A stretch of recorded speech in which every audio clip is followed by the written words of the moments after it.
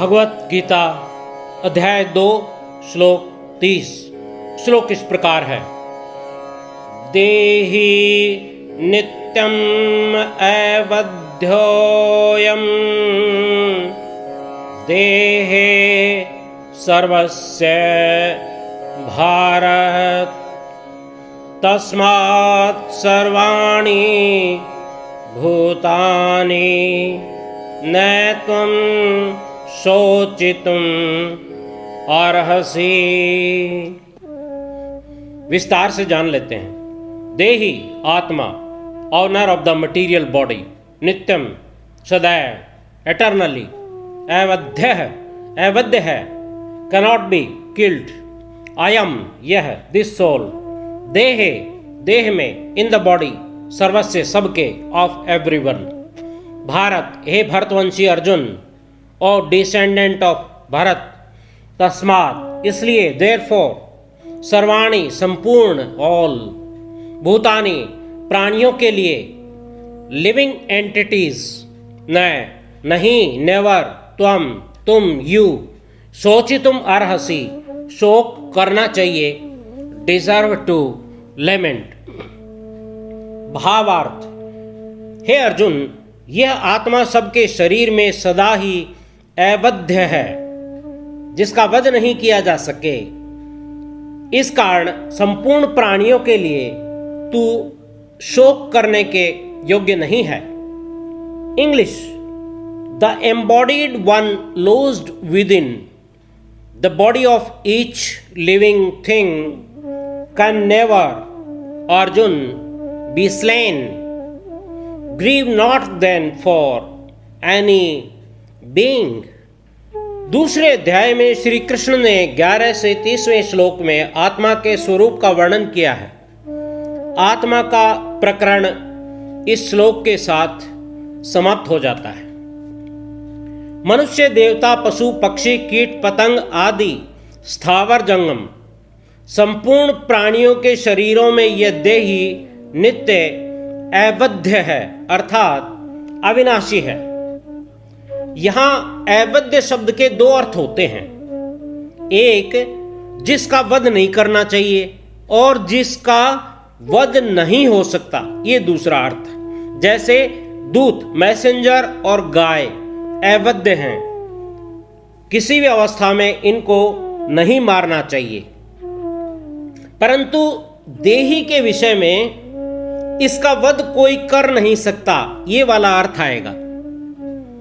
आत्मा और शरीर के विभाजन के लिए देह, देही, नित्य, अनित्य, सत, असत, विनाशी, अविनाशी शब्द दोनों को अलग बताने के लिए, शरीर आत्मा को अलग बताने के लिए प्रयोग किए गए हैं।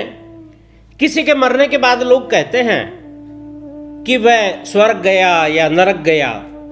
शरीर का तो हम यहीं पर संस्कार कर देते हैं, फिर स्वर्ग कौन जाता है? शरीर के अलावा कोई चीज होगी ना। जब हम ये कहते हैं कि मैं बच्चा था, अब जवान हो गया, फिर बूढ़ा हो गया, तो इस बदलती अवस्था को अनुभव करने वाला ये कौन है? देह तो परिवर्तनशील है, पर ये अनुभव देही अर्थात आत्मा द्वारा किए जाते हैं। आत्मा के प्रकरण को समझाने के लिए भगवान ने दार्शनिक शब्दों का प्रयोग नहीं किया, जैसे ब्रह्म, जीव, जड़, चेतन, प्रकृति, पुरुष, माया, अविद्या, क्योंकि भगवान यहाँ दार्शनिक ज्ञान नहीं देना चाहते, बल्कि अनुभव करने के लिए कहते हैं। पढ़ाई करने वाला अपना ज्ञान बढ़ाने के लिए इनको सीखना चाहता है, लेकिन साधक अनुभव कर लेना चाहता है।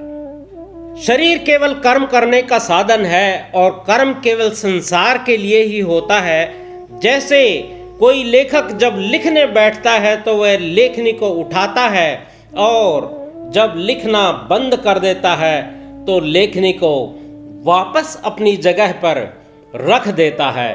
ऐसे ही व्यक्ति को कर्म करते समय शरीर को स्वीकार करना चाहिए, और कर्म समाप्त होते ही शरीर को ज्यों का त्यों रख देना चाहिए।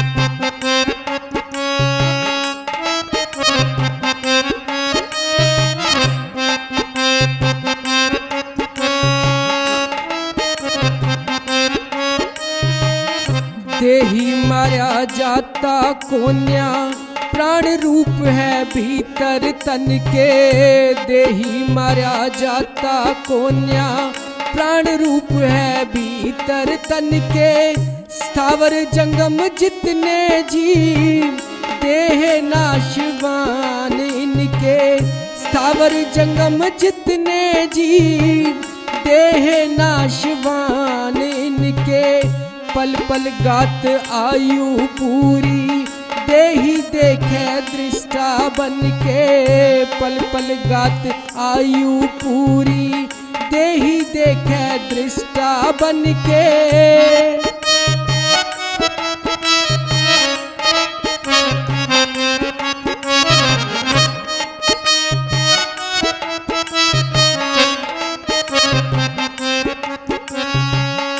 कर्म करके धर्म निभाया मानस काया धारी ने, कर्म करके धर्म निभाया मानस काया धारी ने, कलम उठाई लेख लिखा दर्दी कलम लिखारी ने, कलम उठाई लेख लिखा फिर दर्दी कलम लिखारी ने।